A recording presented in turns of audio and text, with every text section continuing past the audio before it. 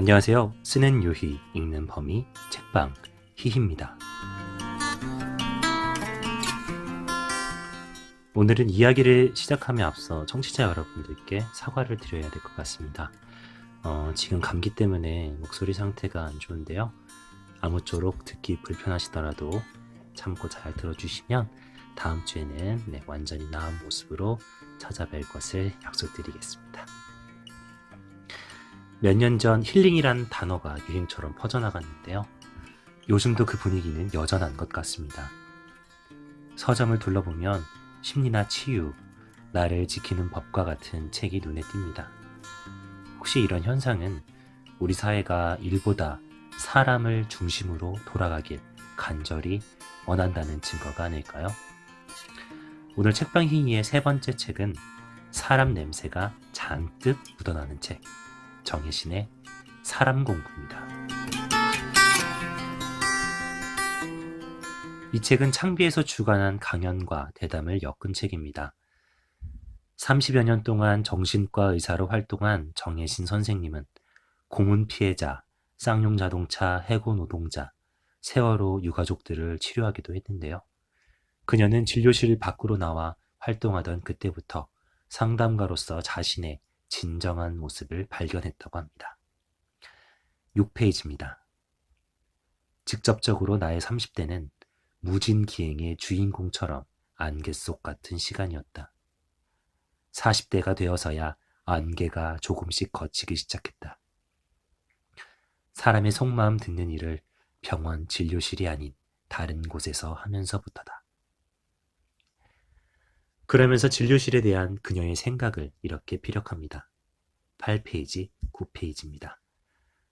진료실을 벗어나니 그곳이 어떤 공간이고 그곳이 그 안에 있는 사람에게 어떤 영향을 주었는지가 보이기 시작했다. 진료실은 철저하게 의사를 위한 공간이다.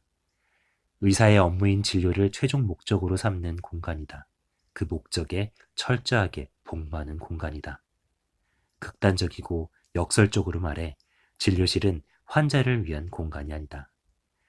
그 공간에서 의사는 주인이고 갑이며 환자는 손님이고 을이다.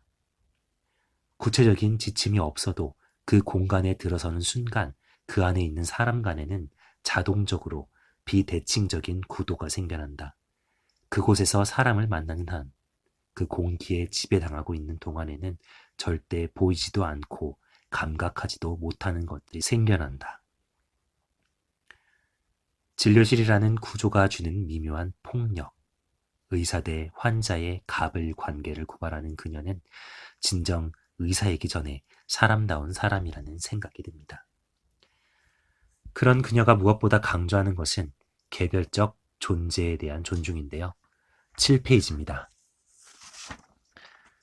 진료실이 아닌 공간에서 재벌 오너, 기업의 최고 경영자와 임원, 정치인과 법조인처럼 우리 사회의 이른바 성공한 개인들과 속 깊은 상담을 했다.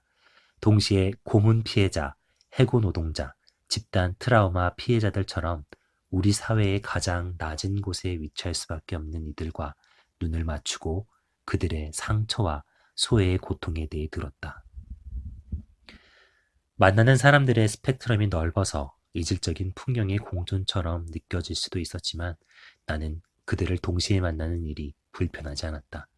오전에 재벌 회장을 만나 그의 속마음에 공감하고 저녁에 해고 노동자를 만나 그의 눈물을 듣는 일이 이상하지 않았다. 전날 정치 권력자의 병악한 부모님 문제에 대해 함께 고민하고 다음날 국가폭력 피해자의 절규에 귀 기울이는 일이 이질적으로 느껴지지 않았다. 자기 분열적 느낌도 없었다. 이유는 간단했다. 내가 만나는 이들이 모두 하나의 개별적 존재들이라서 그랬다.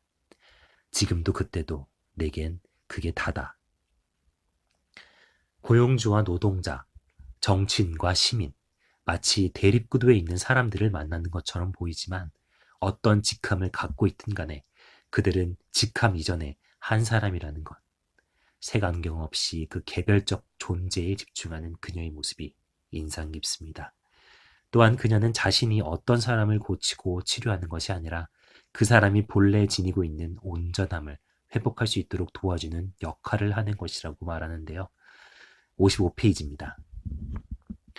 사람에게는 본래 지니고 있는 무의식적 건강성, 온전함이 있습니다. 그래서 치유란 그 사람이 지닌 온전함을 자극하는 것, 그것을 스스로 감각할 수 있게 해주는 것, 그래서 그 힘으로 결국 수렁에서 걸어 나올 수 있도록 옆에서 돕는 과정이 되어야 하는 거죠. 내 지식, 내 힘, 내 명민함, 나의 분석과 계몽, 내가 배운 치유 기법 등으로 사람이 구해지지 않더라고요.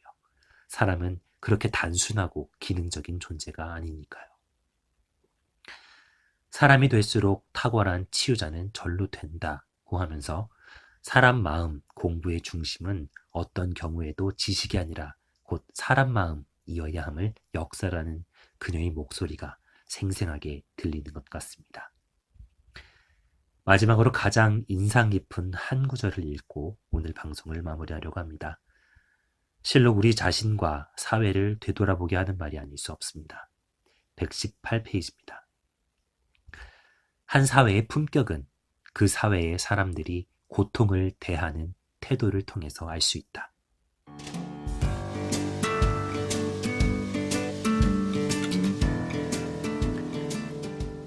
오늘 우리 사회의 품격은 어떠한가요? 이웃이 겪고 있는 고통에 대해 우리는 어떤 태도를 취하고 있나요? 지금까지 진행 범인 작가 유희, 책방 희희였습니다. 감기 조심하시고요. 저희는 다음 주 토요일에 다시 찾아뵙겠습니다. 감사합니다.